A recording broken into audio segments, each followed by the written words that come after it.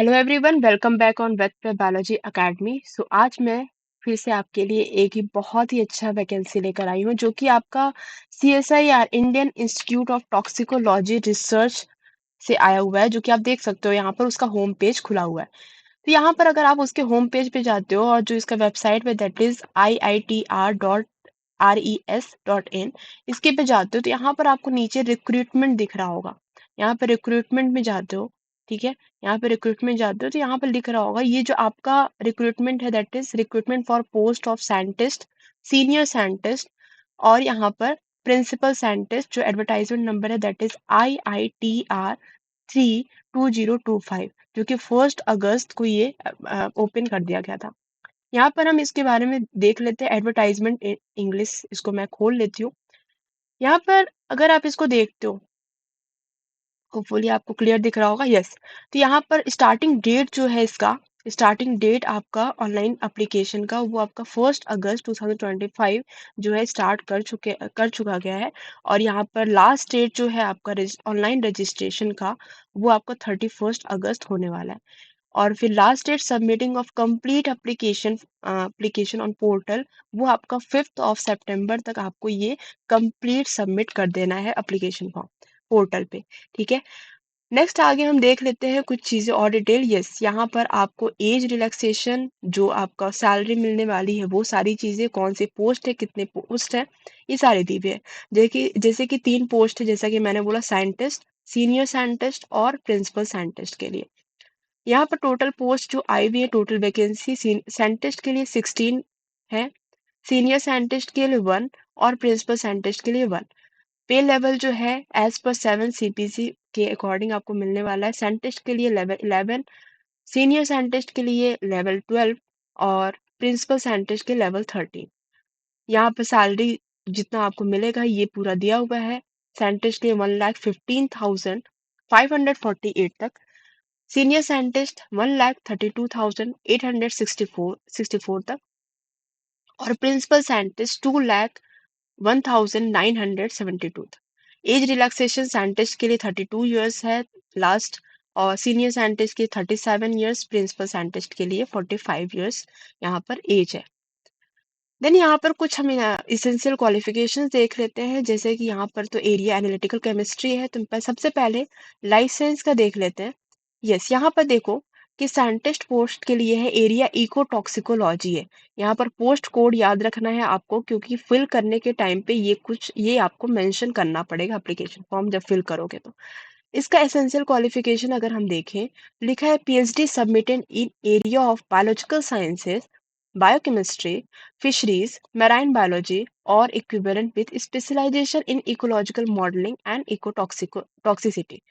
ये अगर आप रिसर्च एक्सपीरियंस आपको है तो आप जरूर इसको करें, और रिक्वायरमेंट्स वगैरह ये सारी चीजें, ठीक है।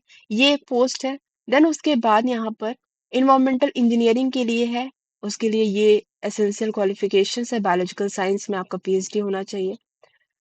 देन यहाँ पर और भी हम आगे देखें पोस्ट जो हमारे लाइफ साइंस से रिलेटेड है, जिसे पोस्ट साइंटिस्ट है, माइक्रोबायोलॉजी का एरिया है, मतलब ME M Tech in the area of microbiology, biotechnology और इक्विवेलेंट। PhD होना चाहिए, या तो PhD होना चाहिए in area of microbiology, biotechnology, biological science और इक्विवेलेंट, और ये रिसर्च एक्सपीरियंस डिजायरेबल क्वालिफिकेशंस है।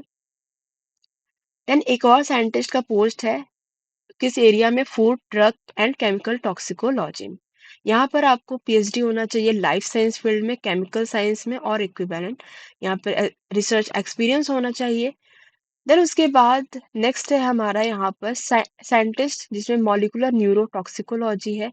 यहाँ पर आपको न्यूरो साइंस में, अगर आपका MTech है, PhD आप न्यूरो साइंस में करते हो, तो यहाँ पर आप, ये आपका रिसर्च एक्सपीरियंस है, डिजायरेबल क्वालिफिकेशंस है, तो आप इसे जरूर इसके लिए एलिजिबल हो और अप्लाई कर सकते हो। आगे हम देखते हैं मॉलिकुलर टॉक्सिकोलॉजी है, PhD आपका लाइफ साइंस में होना चाहिए, बायोलॉजी, एग्रीकल्चरल और एनिमल साइंस में आपका होना चाहिए PhD, और ये आपका रिसर्च एक्सपीरियंस होगा, और जॉब रिक्वायरमेंट्स ये होने चाहिए। देन पोस्ट साइंटिस्ट के लिए और भी है आगे।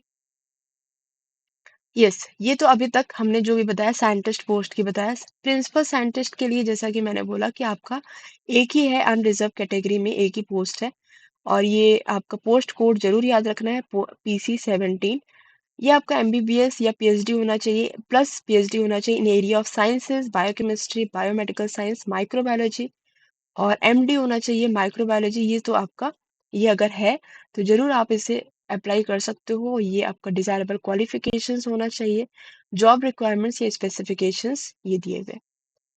देन सीनियर साइंटिस्ट के लिए यहाँ पर है एक ही पोस्ट है यहाँ पर, सेम लगभग क्वालिफिकेशंस, ये आपका रिसर्च एक्सपीरियंस होना चाहिए और ये जॉब रिक्वायरमेंट। तो अगर आप इसके लिए एलिजिबल हो तो आप इसे ज़रूर फिल करना चाहिए। बहुत ही बहुत बेटर अपॉर्चुनिटी है ये। आगे भी हम कुछ देख लेते हैं, जैसे कि यहाँ पर एज लिमिट मैं आपको बता चुकी हूँ। यहाँ पर मोड ऑफ सिलेक्शन दिया हुआ है। मोड ऑफ सिलेक्शन आपका शॉर्ट लिस्टिंग होना चाहिए। आपका जो भी क्वालिफिकेशन है, आप जब डॉक्यूमेंट्स दोगे उसके क्वालिफिकेशन के अकॉर्डिंग आप शॉर्ट लिस्ट होगे और शॉर्ट लिस्ट होने के बाद आपको इंटरव्यू के लिए कॉल आएगा। ठीक है, इंटरव्यू अगर क्वालिफाई करते हो तो आप जॉब के लिए सेलेक्ट हो चुके हो। देन अप्लाई कैसे करना है? अप्लाई मैं आपको यहीं पर बता देती हूँ, ये वेबसाइट है वैसे तो, लेकिन जो वेबसाइट पे मैं गई हूँ आपके होम पेज पे, ये जो करते हैं, यहाँ पर आपको, यहाँ पे लिखा हुआ है क्लिक हेयर फॉर अप्लाई। अगर यहाँ पर आप क्लिक करते हो तो लिखा है view openings and apply. Then यहाँ पर आपको दिख रहा है कि ये आपका साइंटिस्ट का पोस्ट और पे लेवल मैट्रिक्स दिए हुए हैं यहाँ पर, और एज लिमिट दी हुई है। यहाँ पर ये इंपॉर्टेंट डेट्स दिए हुए हैं, जैसा कि मैंने बोला आपको 31 अगस्त इसका लास्ट डेट है, तो उससे पहले जरूर आप इसकी फिल कर लेना अगर आप इसके लिए एलिजिबल हो तो। एडवर्टाइजमेंट है इंग्लिश हिंदी जो भी आपको चाहिए, जिसमें भी आप पढ़ना चाहते हो। यहाँ पर फ्रेश एप्लीकेशन, अगर आप रजिस्टर नहीं किए हो तो यहाँ पर रजिस्टर हियर में आपको क्लिक करनी है। देन इसको आप अच्छे से पढ़ लेना। पढ़ने के बाद आपको यहाँ पर नीचे लिखा है आई अग्री करना है। पढ़ने के बाद देन ये आपको आपको सिलेक्ट पोस्ट कोड करना है। जस्ट सपोज कि मैं PC09 सिलेक्ट करती हूँ, यहाँ पर आपको सबमिट करनी है। सबमिट करने के बाद यहाँ पर पूरी इंफॉर्मेशन वगैरह आपको फिल करना है और फिल करने के बाद पेमेंट के लिए सेलेक्ट करना है। पेमेंट रेफरेंस नंबर आपको डालना है और आपको ये पेमेंट करना है, सेव नेक्स्ट करना है। तो ये फॉर्म ऐसे फिल होगा। ठीक है, देन हम फिर से एप्लीकेशन फॉर्म में चलते हैं। यस, तो अगर आप इसके लिए एलिजिबल हो और आप, अगर आप एलिजिबल कह सकते हैं कि अगर आपके कोई फैमिली या फ्रेंड एलिजिबल है तो आप उस इस वीडियो को ज़रूर उन्हें शेयर करें और उनके लिए एक कहते हैं कि शुभचिंतक बन सकते हो आप उनके लिए। तो अगर आप ऐसे इन्फॉर्मेटिव वीडियो के लिए, मैं आपसे यही बोलूँगी कि वेद प्रे बायोलॉजी अकेडमी को ज़रूर सब्सक्राइब करो और ऐसे इन्फॉर्मेटिव वीडियो का अपडेट आपके पास कंटिन्यू आते रहे, इसलिए आपको बेल आइकन को ज़रूर प्रेस करना चाहिए। और अगर ये वीडियो पसंद आया हो तो आप इसे लाइक करो और ज़्यादा से ज़्यादा शेयर करो, जिससे कि आपकी फैमिली या फ्रेंड में आपका सबका भला हो सके। Thank you so much.